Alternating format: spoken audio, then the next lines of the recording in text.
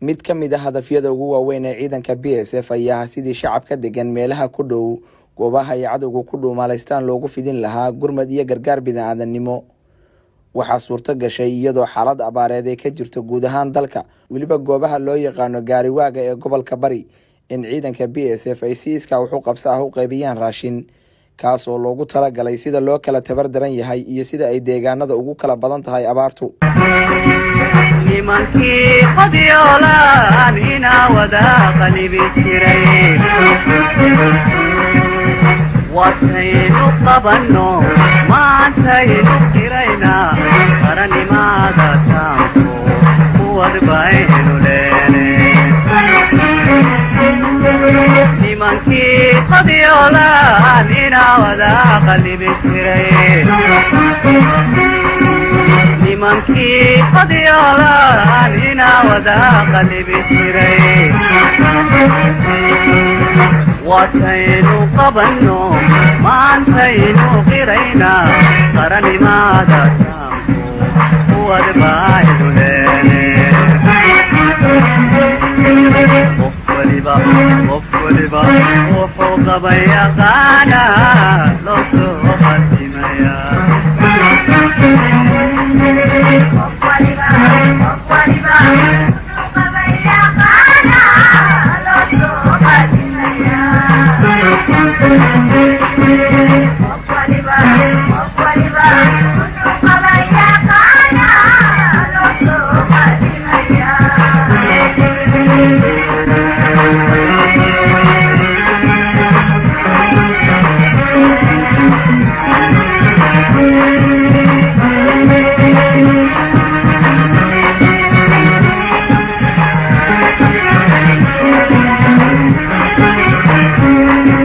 ciidanka ayaa horey u sameeyay biyadhaan muddo dheer qaatay si loo badbaadiyo xoolaha iyo shacabka Soomaaliyeed. BSF waxay ogsoon tahay inay muhiim tahay waxqabadka shacabku inuu yahay furaha guusha iyo burburinta cadowga shacabka Soomaaliyeed ee Daacish iyo Al-Shabaab. ciidanka BSF ayaa gaaray deegaano hoos yimaada degmada Ufayn ee gobolka Bari oo ay ka mid yihiin baadiyaha deegaanka Hooyaqaad iyo Dawacaaley, halkaas oo ugu kurgaleen shacabka biyo la'aanta iyo abaartu ay saameysay, waxayna guddoonsiiyeen raashin kaas oo meel kaakac ah, iyadoo haddii alla idmo kuwa kale oo dheeriyana la geyn doono. waxa weeye jilaalku aad buu u lixaad weyn yahay. ilaahay dadka iyo dunyadaba waa saameeyey. insha allahu ay tahay dadka suuq sicir barar iyo suuq xumaa heshay iyo abaar ugu biirtay,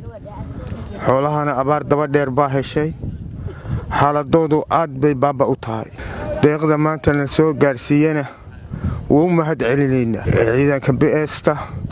ilaahay ajar iyo caafimaad ha ka siiyo. xoolii abaarsadee haraad waa loo baktiyey iyo macluul kulliba xoolina waa dhammaadeen, baadiyo waa lagu baaba'ay. waxaanu ahay luwaayadii hore reer baadiye, haddana waxaanu nimay meeshaan la yidhaahdo Dawacaaley. bismillaahi raxmaani raxiim. meeshaan waagii hore waxay ku ladnaan jirnay suruuc, waxay ku ladnayd suruuc geed dirka halkaa ku yaallo ilaahay isagu uu ku risaaqay way abaarowday. adduunyadiina magaaladuna waxay ku ladnayd adduunyo iyo geedka ilaahay halkaa ka saaray bay ku ladnayd magaaladaas. adduunyadiina waa basaastay, abaar baa heshay, labadiiba abaar baa heshay. hantidii nala soo dhibana wayna soo gaadhay, waana la qaybiyey. baahiduna ma aha mid fudud, waa mid culus, mid biyood iyo mid raashin labadaba waanu u baahannahayaanu. waxaan ahay gudoomiye ku-xigeenkii tuulada, gudoomiyihiina waa kan. waa markii labaad oo ina soo gaarsiiyaan in ciidanku kaalmo noocaan oo kaleeta ah. hadda ka hor iyadoo aad iyo aad loogu jilicsan yahay deegaankan waxay keeneen biyo dhaamin. aad iyo aad baan uga mahad celinayo. waxa weeye xaqiiq ahaantiin hadda hay'adaha wax caawinaba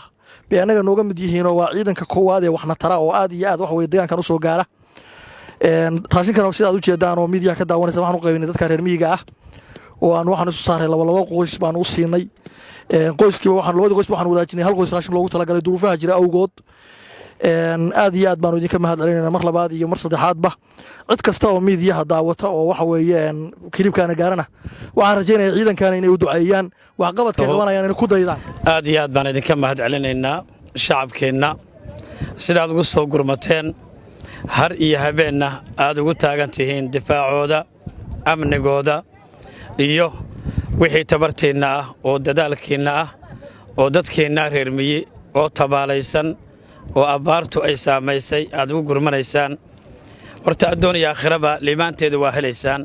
waxaana idin leenahay lafdhabartii deegaanka iyo shacabka iyo dalka ayaa tihiin meel walba madhaanba allah idin samata bixiyo aamiin waan idinku bogaadinaynaa shacabkuna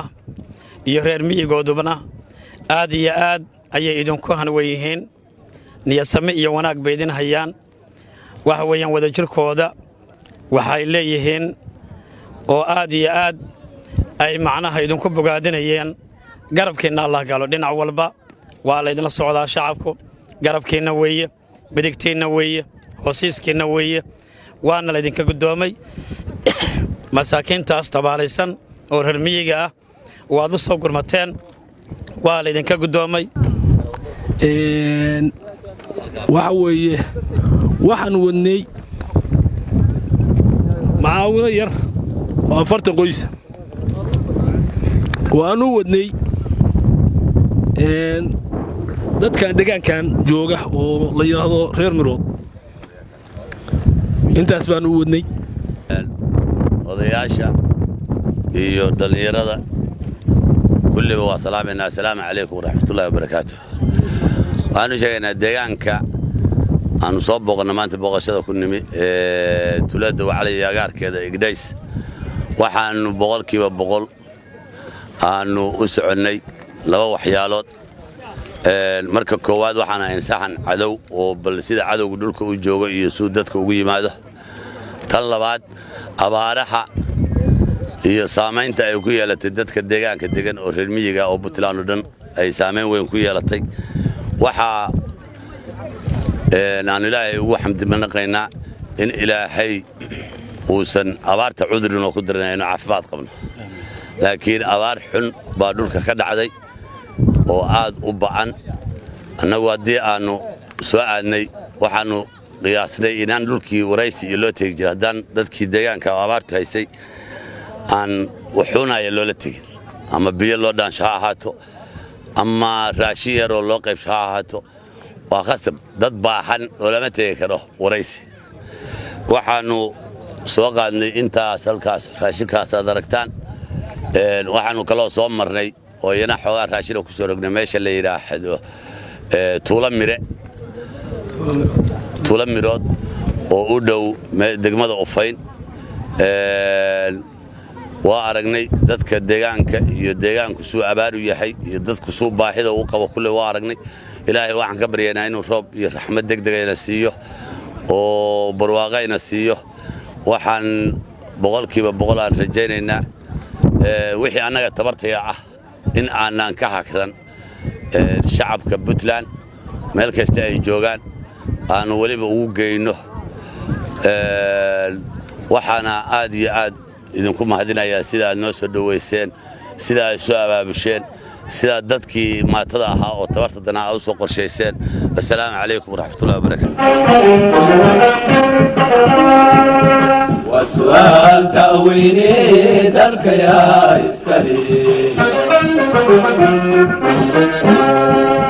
وسؤال تأويني ذلك يا إسكالي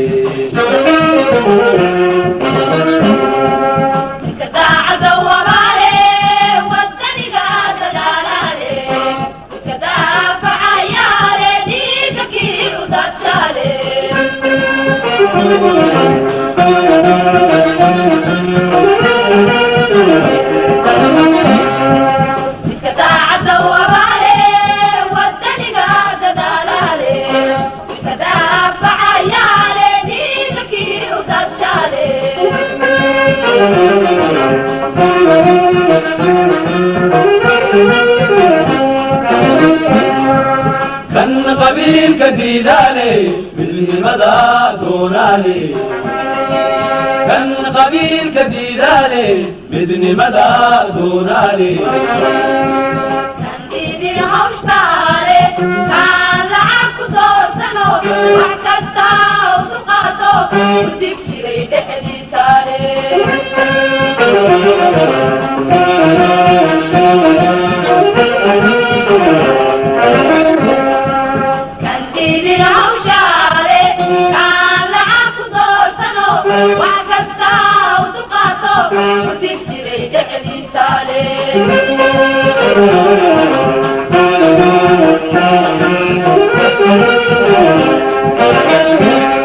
ciidanka BSF ayaa nafa badan ku waayay u gargaaridda iyo difaaca dalka, dadka iyo diinta. ciidanka BSF waxay uga mahadcelinayaan dhammaan shacabka Soomaaliyeed sida fudud oo fahanka leh ee ula shaqeeyaan mar walba.